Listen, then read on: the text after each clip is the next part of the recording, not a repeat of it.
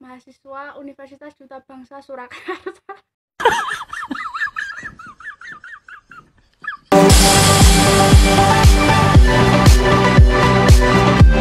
Assalamualaikum warahmatullahi wabarakatuh.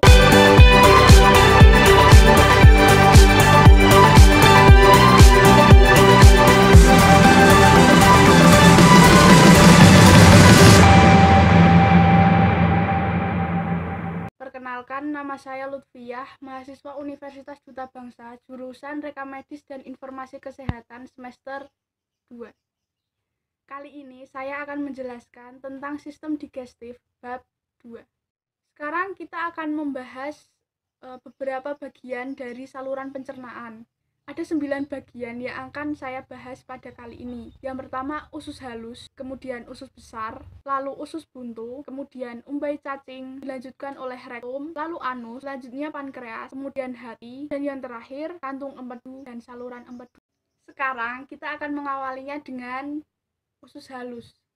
Usus halus atau intestinum tenue merupakan bagian dari saluran pencernaan yang terletak di antara lambung dan usus besar. Makanan yang telah dicerna di dalam lambung akan berubah bentuk menjadi kin atau bubur usus. Kemudian melalui sphincter pylori, makanan tersebut akan masuk ke dalam usus halus. Pada permukaan usus halus terdapat tonjolan-tonjolan yang disebut villi yang berfungsi untuk memperluas bidang penyerapan usus halus sehingga proses absorpsi makanan menjadi lebih maksimal. Usus halus terbagi atas 3 bagian. Yang pertama duodenum, yang kedua jejunum, dan yang terakhir yaitu ileum. Sekarang kita akan membahasnya satu persatu ya. Yang pertama yaitu duodenum atau usus 12 jari. Duodenum merupakan bagian terpendek dari usus halus, dimulai dari bulbo duodenal dan berakhir di ligamentum tract. Duodenum juga termasuk organ retroperitoneal atau tidak terbungkus oleh selaput peritoneum. Duodenum juga terdapat 2 muara saluran, yaitu pankreas dan kantung empedu. Pada bagian inilah terjadi proses pencernaan lemak dan pencernaan kim atau bubur usus. Makanan masuk ke dalam duodenum melalui sphincter pylorus dalam jumlah yang dapat dicerna oleh usus halus. Kemudian, apabila sudah penuh, duodenum akan mengirimkan sinyal kepada lambung untuk berhenti mengalirkan makanan. Yang kedua yaitu jejunum atau usus kosong. Usus kosong memiliki panjang sekitar 2 meter. Usus kosong dan usus penyerapan digantungkan dalam tubuh dengan mesenterium atau bagian dalam selaput peritoneum. Permukaan dalam jejunum berupa membran mukus dan terdapat jonjot usus atau villi. Perbedaan antara jejunum dan duodenum yaitu berkurangnya kelenjar Brunner atau kelenjar submukosa yang berfungsi untuk melindungi usus dari zat asam. Sedangkan perbedaan antara jejunum dengan usus penyerapan atau ileum yaitu sedikitnya sel goblet dan plak Peyeri. Sekarang bagian terakhir dari usus halus yaitu ileum atau usus penyerapan. Ileum atau usus penyerapan merupakan bagian terakhir dari usus halus dan memiliki panjang sekitar 2-4 meter. Pada bagian ini banyak terdapat villi yang berguna untuk menyerap nutrisi. Berikut enzim-enzim yang dikeluarkan oleh usus halus. Ada 6 enzim yang dikeluarkan oleh usus halus. Yang pertama enterokinase, yang kedua maltase, yang ketiga sukrose, yang keempat lipase, yang kelima erepsi atau dipeptidase, dan yang terakhir disakarase. Sekarang kita lanjut ke usus besar atau kolon. Pada bagian ini juga terjadi proses penyerapan air yang masih tersisa pada makanan sehingga feses menjadi padat. Bakteri E. coli atau Escherichia coli yang terdapat di usus besar berfungsi untuk membantu penyerapan zat-zat gizi dan membuat zat-zat penting seperti vitamin K. Beberapa penyakit dan antibiotik dapat menyebabkan gangguan pada bakteri di usus besar dan akhirnya terjadi iritasi sehingga menyebabkan diare. Selanjutnya, usus buntu atau sekum. Usus buntu memiliki fungsi untuk menyerap air dan gamma yang masih tersisa serta melindungi tubuh dari kerusakan akibat zat asing yang masuk ke dalam tubuh. Selanjutnya yaitu umbai cacing atau appendix vermiformis. Umbai cacing merupakan organ tambahan pada usus buntu. umbai cacing memiliki panjang sekitar 10 cm, tetapi bisa bervariasi dari 2-20 cm. Infeksi pada umbai cacing disebut appendicitis atau radang usus buntu. Kita akan beralih pada rektum.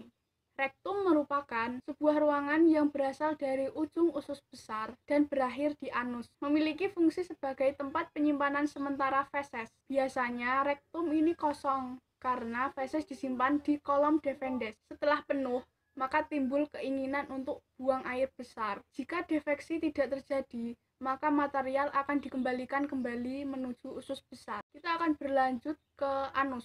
Anus merupakan lubang di ujung saluran pencernaan, di mana bahan limbah akan dikeluarkan dari tubuh. Sebagian anus terbentuk dari sebagian permukaan tubuh dan sebagiannya lagi bagian dari usus. Otot yang mengatur penutupan dan pembukaan anus disebut otot sphincter. Selanjutnya yaitu pankreas. Pankreas memiliki fungsi untuk mengeluarkan enzim pencernaan, yaitu tripsin, amilase, lipase, dan hormon penting seperti insulin. Pankreas melepaskan enzim pencernaan ke dalam duodenum dan melepaskan hormon ke dalam darah. Enzim yang dilepaskan oleh pankreas akan mencerna protein, karbohidrat, dan lemak. Kita akan beralih ke hepar atau hati, diserap ke dalam dinding usus yang kaya akan pembuluh darah yang kecil-kecil atau kapiler. Kapiler ini mengalirkan darah ke dalam vena yang bergabung dengan vena yang lebih besar atau vena porta dan pada akhirnya masuk ke dalam hati. Vena porta terbagi menjadi pembuluh-pembuluh kecil di dalam hati, di mana darah yang masuk akan diolah. Hati melakukan proses tersebut dengan sangat cepat. Setelah darah diperkaya oleh zat-zat gizi, darah dialirkan ke sirkulasi umum. Kita telah sampai pada ujung pembahasan, dan yang terakhir yaitu kantung empedu dan saluran empedu. Baik kantung empedu dan saluran empedu memiliki dua fungsi penting, yaitu membantu pencernaan dan penyerapan lemak, serta berperan dalam pembuangan limbah tertentu dari tubuh, terutama hemoglobin yang berasal dari penghancuran sel darah merah dan kelebihan kolesterol. Sekian penjelasan singkat dari saya. Kurang dan lebihnya saya mohon maaf. Wassalamualaikum warahmatullahi wabarakatuh.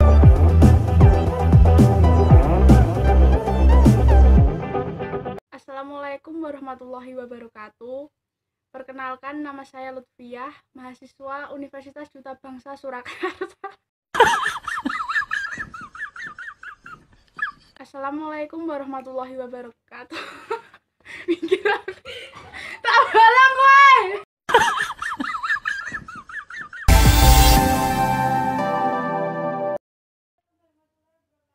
Assalamualaikum warahmatullahi wabarakatuh. Jadi kerap-kerap lho, Mbak, kayak badan nasi. Masih tujuan aku. Assalamualaikum.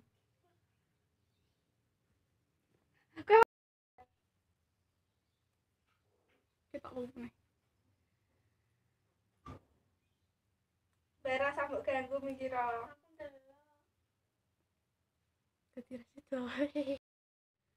Sekarang kita akan mengawalinya dengan usus halus. Usus halus atau intestinum salah orang. Makanan yang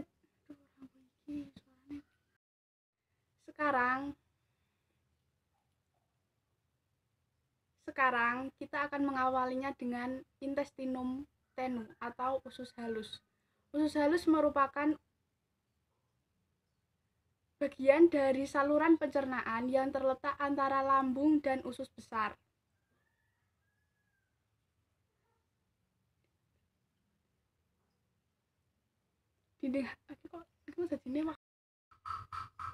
Lalu kemudian umbai cacing atau appendix vermiformis. Umbai cacing merupakan organ tambahan pada usus buntu.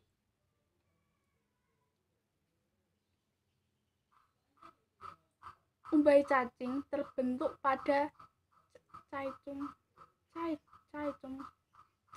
pada tubuh embrio pada tahap embrio. memiliki ukuran sekitar 10 cm tapi dapat ya Allah